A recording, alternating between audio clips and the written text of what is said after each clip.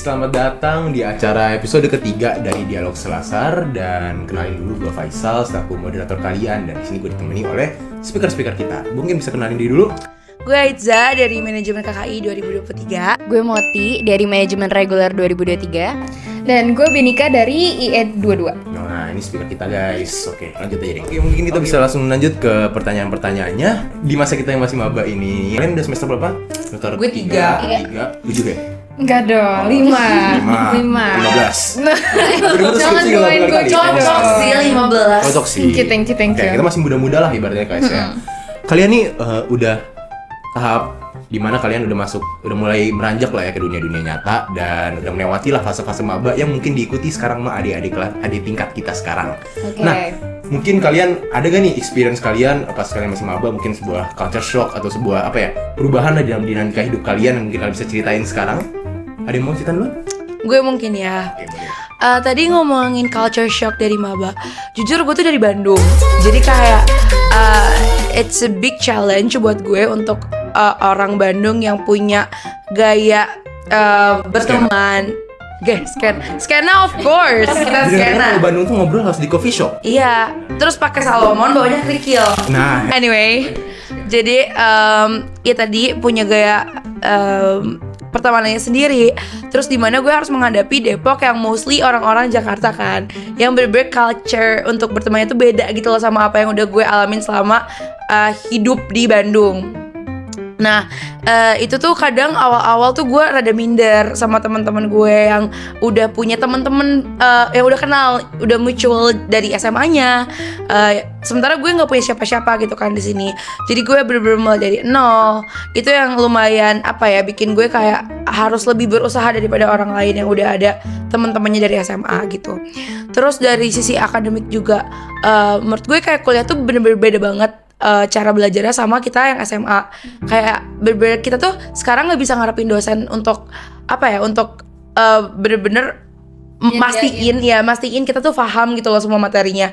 Sementara waktu SMA kita kayak ya udahlah disuapin, tunggu UAS aja lah kayak gitu-gitu. Sekarang tuh bener-bener nggak bisa. Terus mungkin karena tadi gue udah mention kalau gue KKI, jadi kayak mostly mereka tuh bener-bener daily language itu bahasa Inggris kan, yang dimana gue tuh di Bandung tuh jarang gitu loh. Bahasa Sunda biasanya. Iya, bahasa Sunda biasanya. Gitu. Iya, ya itu lumayan harus latihan tiap hari.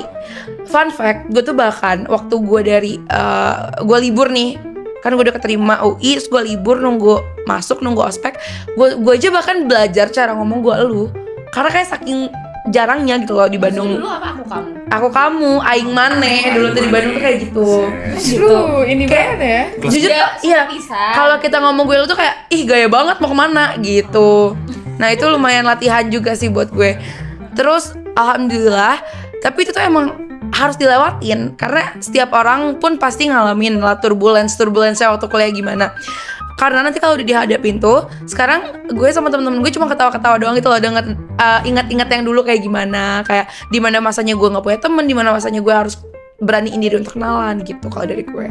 tuh guys, jadi kita ada speaker jauh-jauh lo ngerantau dari Bandung ya. Jauh-jauh dari Bandung. Terus melewati dan mendaki gunung dan lembah namanya MBZ ya. Nah, yang goyang-goyangnya nauzubillahi min Kami zalik. berhasil untuk mengasimilasi lah diri untuk dan juga belajar bahasa baru seperti turbulence. Gak ada ya Mas? Gak ada Biasanya gujal-gajluk. Ya. Mungkin bisa langsung ke speaker kita.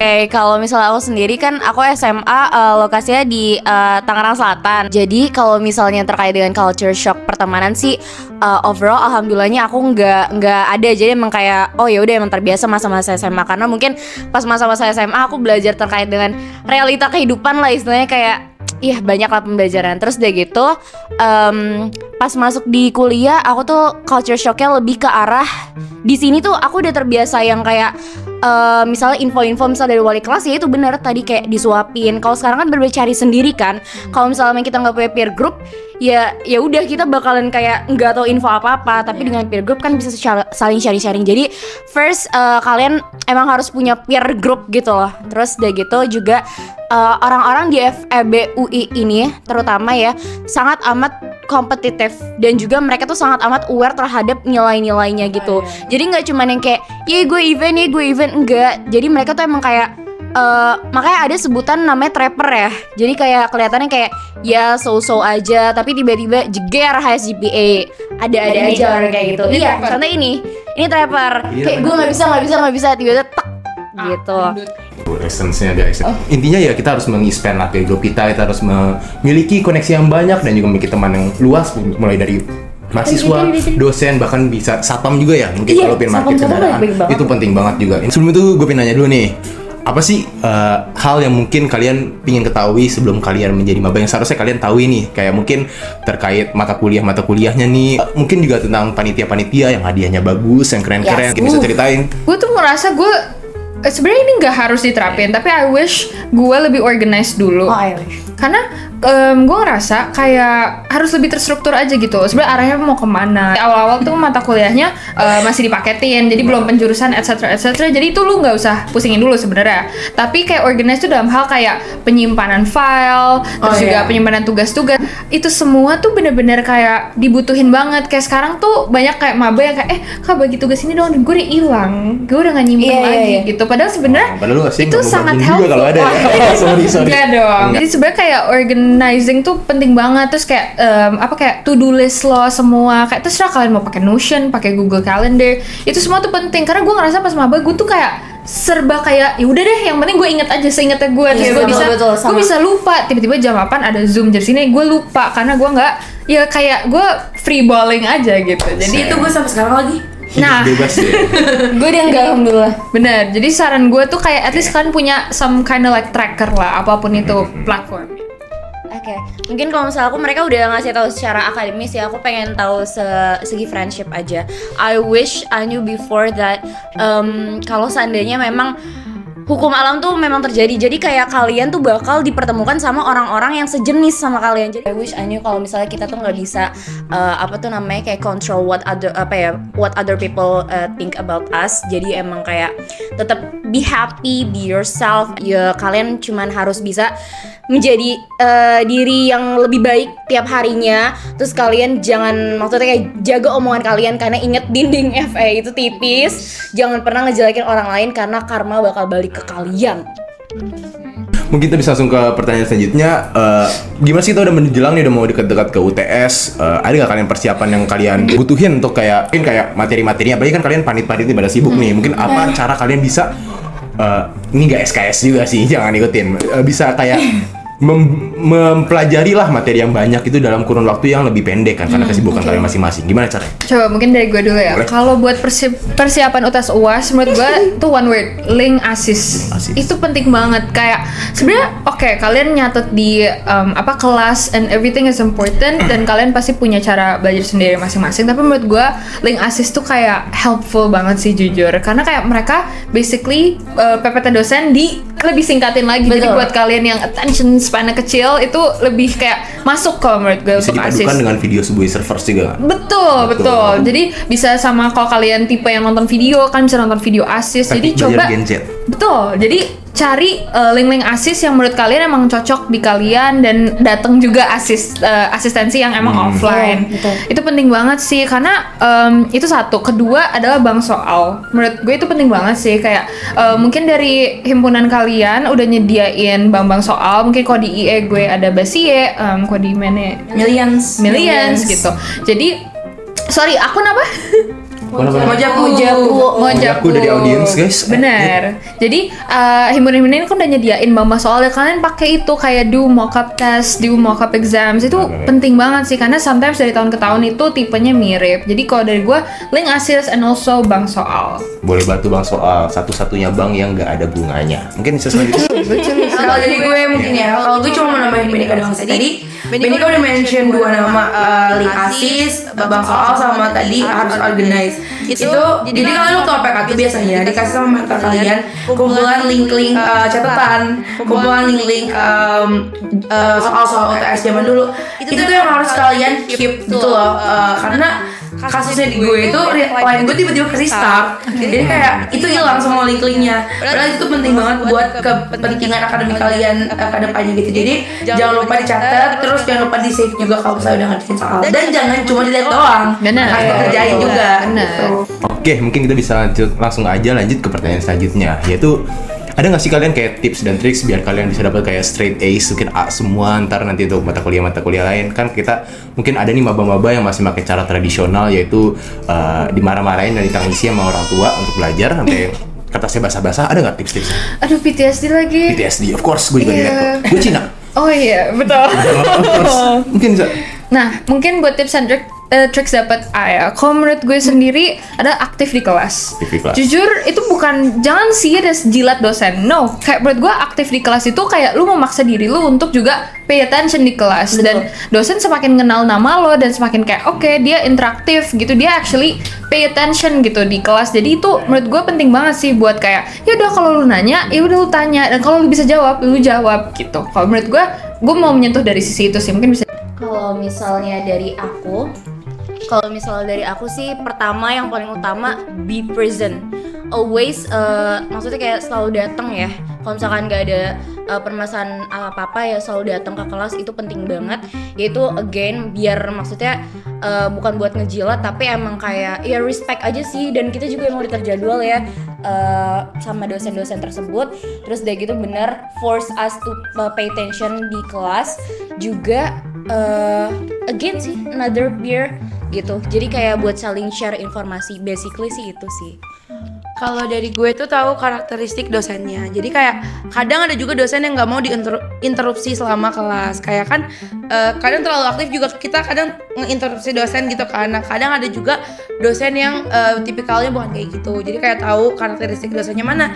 Yang sukanya kita nulisnya rapi yang mana. Yang sukanya kita detail. Sukanya lebih banyak gambar daripada tulisan yang mana. Sukanya waktu presentasi lebih banyak tulisan di PPT atau lebih banyak kita ngomongnya yang mana. Karena dosen itu berbeda-beda juga gitu. Ada yang sukanya di PPT lebih lengkap, ada yang sukanya kita lengkap waktu ngomong. Dan juga ini penting banget guys, waktu UTS UAS dosen tuh ada dua karakter. Ada yang suka kalau misalnya kita panjangin, kita jabarin. Tapi ada juga yang nggak suka. Ada juga dosen yang pengennya cuma kita intinya aja di jawabannya apa gitu loh. Nah kalian tuh harus tahunya gimana. Kalian tanya-tanya cutting tipe dosen itu kayak gimana gitu loh. Karena takutnya kalian salah langkah gitu loh. Kayak gue dulu tuh gue dapet dosen nih, salah satu dosen gue tuh ngerti banget materinya, sampai karena saking ngertinya gue berjelasin di UTS. Ternyata jawaban gue cuma dicoret, padahal itu bener yang gue tangkap ya, cuma dicoret, even gak dikasih poin apapun, padahal esai.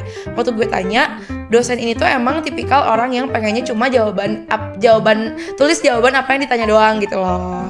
Jadi nggak suka yang bertele-tele. Iya, nggak suka yang bertele-tele gitu. Gue mau nambahin tuh dari Aiza, bener banget yang karakteristik dosen tadi. Makanya penting juga untuk all out di tugas sih. Jadi maksudnya kayak kalian yang memang kalau presentasi ya jangan cuman plek baca slide gitu loh. Ya lo paham sama materinya dan lo emang presented like as a good presenter gitu sih menurut gue. Jadi nggak ada salahnya sih all out di tugas ya, Cak. Bener-bener dari soft skill hingga hard skill ya. Bijak. Oke, mungkin udah cukup untuk pertanyaan-pertanyaan tentang akademis. Udah siap nih para penonton kita untuk mendapatkan straight Ace, untuk lulus cum laude, dan juga untuk membanggakan lah orang tua mereka. Amin. Amin. Aples dong. Tentunya aples. Oke, mungkin kita bisa langsung lanjut ke pertanyaan terkait yang asik-asik nih, Panit dan Olga. Kalian udah tua-tua semua ini, udah artifak, tau lah gimana hidup di Panit dan Olga. Beben dong. Oke. Bener. At least gue self-aware. Nanti ngaku, benar. Amin, cepat 2 tahun lulus lagi. Alhamdulillah. 2 tahun setelah berapa? 3 tahun ya di kampus ya. Oke. Mungkin kita bisa langsung lanjut. Preparation buat interview Panit gimana nih? Apalagi kalau ketemu kakak-kakak yang serem-serem, mukanya galak-galak kayak si gini. Gimana sih preparation kalian? Apakah kalian ada sebuah trik-trik tentu untuk biar kalian kalem? Kalau dari gue, be yourself. Itu yang paling penting waktu interview. Kenapa? Karena jujur menurut gue cutting tuh gak akan terlalu lihat CV lo. CV is a good thing, tapi kayak personality itu lebih penting daripada semuanya gitu kan. Kayak lo jadi diri sendiri aja, tunjukin sisi terbaik lo gitu loh waktu interview. Iya, lo akan menghabiskan waktu berbulan-bulan bahkan bertahun-tahun sama dia gitu kan. Nah, terus jadi kalian benar-benar harus pilih divisi yang cocok sama kalian. Kalian juga harus tahu orang-orangnya, karakternya kayak gimana, biar yang cocok sama kalian tuh yang mana. Jadi diri sendiri, terus jangan sombong. Karena menurut gue sebanyak apapun experience kalian, kalau misalnya kalian sombong atau unethical sama yang interview kalian tuh, akan sia-sia semuanya gitu loh. Jadi kayak tetap asik boleh tapi jangan nggak sopan, harus tetap jaga etika. Harus tetap jaga etika, terus harus menguasai panit apa yang kalian mau, karena pada saat interview itu kan tuh diuji apakah kepengetahuan kalian tentang panit tersebut tuh luas apa enggak gitu kalau dari gue. Basically kan emang yang paling ter-highlight itu saat interview kan. Jadi kalian tuh tunjukin ke mereka seberapa willing kalian untuk maksudnya untuk masuk ke dalam keluarga tersebut. Bisa jadi keluarga ya lah kalau misalnya udah masuk event atau organisasi kayak gitu. Terus dari gitu juga karena yang aku tangkap ya, mereka para BPH yang interview kalian not looking for orang yang se-OP itu, tapi cari orang yang willingness to learn dan mudah untuk diarahkan, bukan dalam konotasi yang buruk tapi dalam konotasi yang baik. Karena kan gak enak juga ya, maksud punya staff yang kayak misalnya dikasih tahu ini tapi harus kayak gini, maksudnya kayak mereka juga pasti ada lah pengennya tuh maunya kayak gimana gitu. Terus udah gitu juga basically interview ini kan buat para BPH ini get to know you better, biar lebih cocok juga, benar yang kata Aiza ngomong gitu sih. Terus udah gitu sama perbanyak knowledge kalian sebelum interview. Make sure kalian udah tahu banget terkait dengan reason kenapa kalian apply for that event, reason kenapa apply for that division dan lain sebagainya gitu. Sama aku tuh FYI aku tuh jelek banget untuk inget nama orang. Nah makanya sebelum interview sebenarnya permasalahan aku tuh bukan kayak untuk knowledge terkait dengan event divisi, tapi knowledge nama-nama BPH yang bakal aku omongin. Karena takut tiba-tiba kayak ntar BPH aku misalnya kayak Benika nanya namaku siapa, so aku nggak tahu. Jadi emang kayak coba diminimalisir kesalahan kalian dalam interview, karena interview itu penting banget gitu. Mungkin kalau aku summarize aja jawaban dari mereka semua, satu kata sih sebenarnya, booklet, baca booklet kayak. Bener. Nah kenapa ya itu nunjukin kalian interested sama kepanitiaan and the orga itself gitu. Maksudnya kalian emang mau tahu lebih banyak, kalian tahu kenapa kalian mau daftar itu, ya that's why baca the booklet gitu. Yes.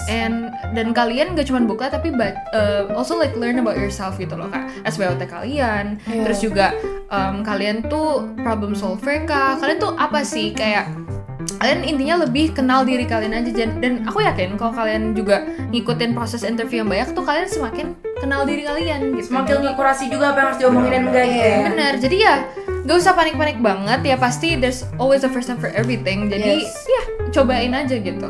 Ya, jadi intinya kita harus lebih open lah dengan BPH-BPH, kita harus jujur, juga harus baca buklet ya. Iya betul. Ya, tingkatkanlah literasi Indonesia nih untuk Indonesia Emas 2045, benar sekali.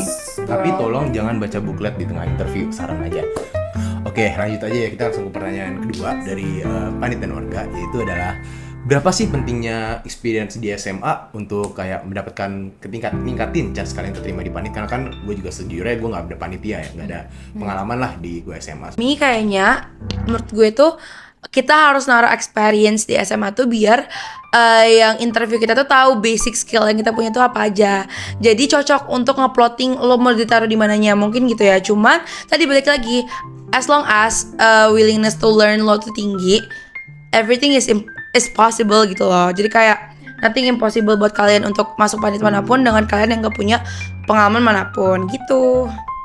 Nah kalau dari gue sendiri masalah seberapa penting, I think it's like 50-50 sih. Karena kayak pastinya kalau lu emang udah experience banget di SMA, atau bahkan mungkin di luar SMA lu udah biasa handling event apa, dan pasti interviewernya udah kayak oke, nih anak cocok banget di sini karena dia udah biasa handling gini-gini. Tapi apakah itu menutup kemungkinan buat for those yang emang belum punya experience itu? Juga enggak berarti kalau lu belum pernah sama sekali di division itu berarti lu nggak akan diterima, itu enggak ya. Jadi menurut gue itu sebenarnya lebih ke kalian masukin experience kalian, dan ya kalau emang itu cukup relevan untuk dimasukin, ya coba talk about it di interviewnya. Atau kalaupun nggak sejalan nih sama divisinya, ya at least kayak oke, gue pernah di bidang ini, tapi di bidang ini gue belajar skill ABCD yang emang cocok di event di divisi ini juga gitu. Betul. Jadi lebih ke ya sell yourself lah intinya gitu. Bener In a banget. good way.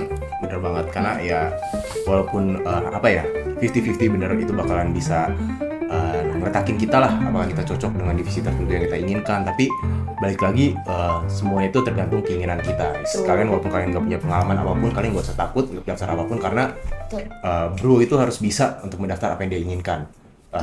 Jika bro tidak mencoba, bro tidak akan mendapatkannya. Benar nggak sih? Aja dari interview kita hari ini, kebetulan baterai kita habis. Jadi aslinya kita ada game nih, Never Have I Ever. Iya, tapi sebenarnya. sepertinya kita never gonna see it ya. Ya udahlah, nggak apa. Enggak, sekian dari saya, Faisal. Mungkin bisa introduce Gue lagi. Iza, gue Moti. Dan gue Benika. Dan see you on Dialog Sasar episode 4. Bye-bye.